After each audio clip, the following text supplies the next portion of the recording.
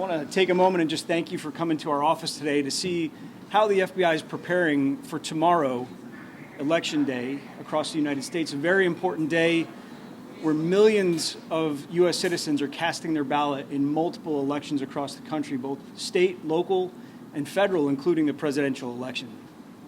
It's important for our citizens, our community, and the media to understand that the FBI has been preparing for this day for well over a year, and what our role is in ensuring the integrity of this process and instilling confidence in the American people. It's important also for you to know that we investigate crimes that fall into three broad categories: allegations of federal violations of voter and ballot fraud, civil rights violations, and campaign finance offenses.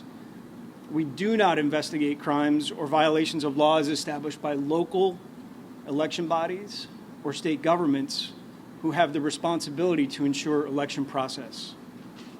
Starting today, the FBI across the United States and at headquarters has enacted a 24/7 command post.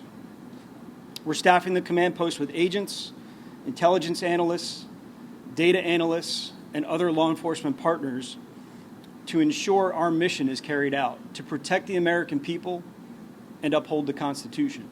A dual and simultaneous mission that cannot be sacrificed one for the other. Our primary focus will be on intelligence gathering and dissemination.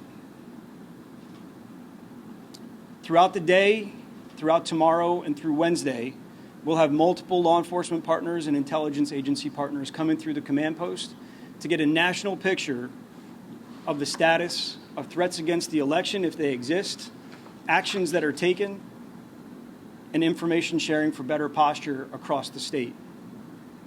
In our preparations for this day, we've conducted multiple scenario-based exercises with our partners. We've engaged with key partners at the local, state, and federal level, and we've created methods to expedite information sharing. We also have election crimes coordinators consisting of special agents and intelligence analysts, and they remain in close contact with FBI headquarters and the Department of Justice in Washington, D.C. And in closing, we encourage all voters to report any potential election crimes to our field office by calling 803-551-4200 or by submitting tips through 1-800-CALL-FBI.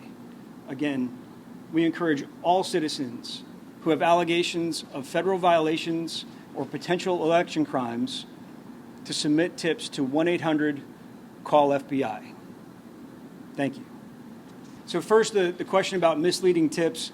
Any tip where somebody feels that there was intimidation, voter suppression, or interference with their right to vote, I would encourage them to report that to, again, 1-800-CALL-FBI or to the local authorities. Local authorities are going to be in a better position to respond quickly and then share information with us for further investigation. It's a great question. So the authorities of the FBI are very narrow, and we defer in most matters related to the election to the state authorities. The Department of Justice has long recognized that the state has the primary authority to ensure the election process, both the laws governing it and the enforcement of those laws. Where the FBI has jurisdiction relates to civil rights violations, specifically where a voter's rights have been suppressed or somebody has interfered with an individual's right to vote. Also campaign finance, right? And if anybody experiences something like that, they can report it to us, and we can investigate it after it's happened. If somebody experiences something at a polling location, their best bet is to call 911. So right now we're in information gathering phase, right? Are there allegations at the local, state, or federal level? And our goal here and across all 55 field offices of the FBI is to coordinate that information so there's a unified approach across law enforcement. Where allegations exist, just like any other day of the year, we are going to investigate. The difference here is we'll do it with and in concert and consultation with Department of Justice to ensure that when a federal agent responds to potential allegations, it's well within the confines of the Constitution. So it's important to note the FBI doesn't investigate First Amendment protected activity, right? There's a lot of rhetoric that's out there that falls well within First Amendment protected rights. But if there is an allegation that violates federal law, or of threats of force or violence, or the use of force or violence in physical nature, we will investigate with our state and local partners. It's also important to know the FBI doesn't investigate groups and doesn't designate domestic terrorist groups. We investigate individuals who have conducted violations of federal law, specifically through the use of force or violence. So we treat each act as an independent act and investigate it accordingly. So consequences of the allegations or crimes are things that would come further down the road. The investigation would determine the factual basis, whether somebody actually committed a crime. If they did, there's a process for getting charges in the federal system or in the state system. And once a person is charged, they would have their day in court through arraignment. And in all cases, we presume innocence unless and until proven guilty. Yeah, I'll refer back to the long-standing campaign post 9/11. If you see something, say something.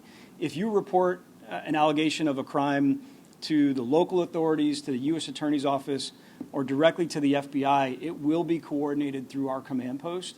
And so I would just encourage the citizens, if they see something, call an authority, and it will make its way to us for better coordination across law enforcement.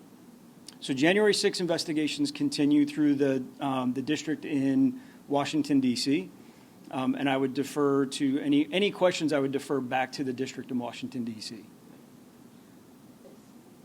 So in all instances, for us to investigate, there has to be an allegation of a violation of federal criminal law. If it's substantiated, we make a referral to the U.S. Attorney's Office for federal charges. The determination to charge lies solely with the U.S. Attorney's Office.